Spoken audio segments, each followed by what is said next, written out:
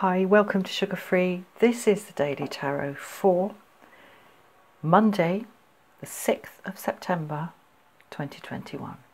3-card Major Arcana reading. So let's see what we have. I've shuffled already, so let's pull the first one. We have the Sun. Beautiful. We have the World. How lovely. And we have the Moon. Okay, well, Sun beats Moon every time.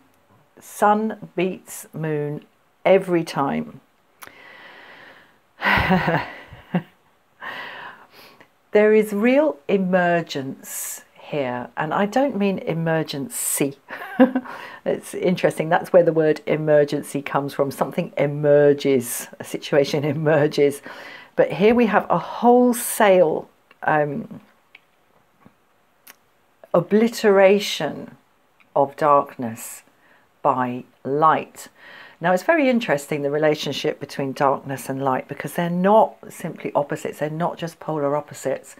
Darkness is a passive, kind of steady state that is inherently powerless.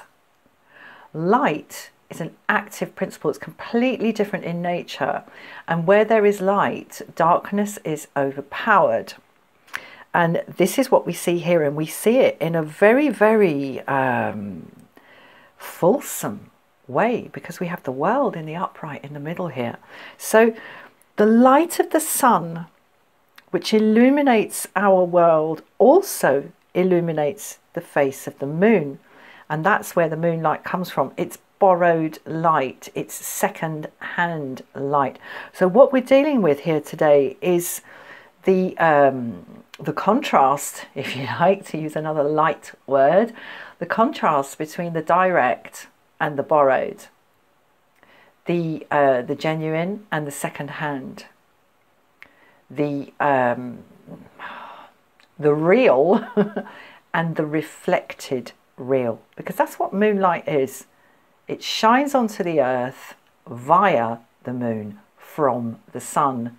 For us, in this part of the universe, the Sun is the light, even when it's dark. And the only reason it gets dark is not because the Sun goes away, it's because the earth rolls up and obscures the Sun from our vision for a few hours. So we have the constancy of the sunlight and the coming and going of the Moon, because the amount of light that the Moon can reflect onto the earth via moonlight, so-called, there is no such thing as moonlight. It's sunlight bouncing off the face of the Moon, and the amount of it that gets to us at night is dependent on where the Moon happens to be in its lunar phase. But the light itself is from the same source. It's the same light. It's the Sun. That is all there is. So the invitation on the table today is to let go of or see beyond, and allow yourself, treat yourself to seeing beyond what comes and goes, seeing beyond what you interpret at 1 or 2 or more degrees of removal from the real thing. Allow yourself to bask in the real thing. Embrace the real thing. And we really do have the freedom to do that today, because we have the World sitting in the middle of this. Anything that happens really, really happens. Everything that happens really, really happens.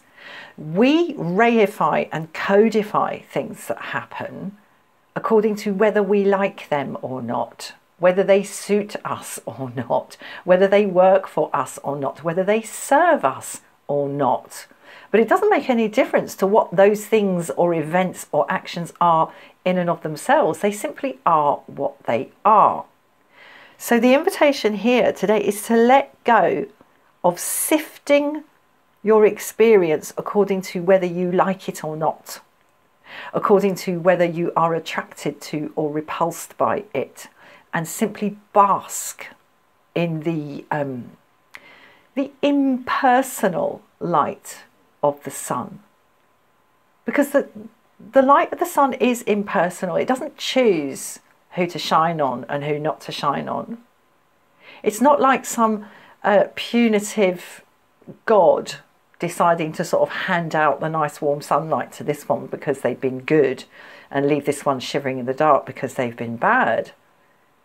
The sun do shine on the just and the unjust alike, as Hardy said in Tess of the D'Urbervilles.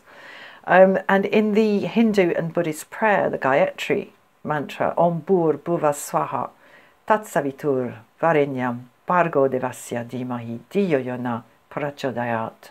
We are praying to the sun. We are venerating the sun. And it's the only Buddhist prayer I know of where we are present in the collective to praise an entity, in this case, the sun. And there's a reason for that, you know, there's a reason why it's we and not I in that prayer. Because as I said, the sun do shine on the just and the unjust alike. It is impersonal. So there is no good reason why your experience of reality would be worth any more or any less than anybody else's. And perhaps that is the codifying and the borrowing and the reinterpreting that we see here in the moon that can be let go of on this day. Thank you for watching. Bye-bye.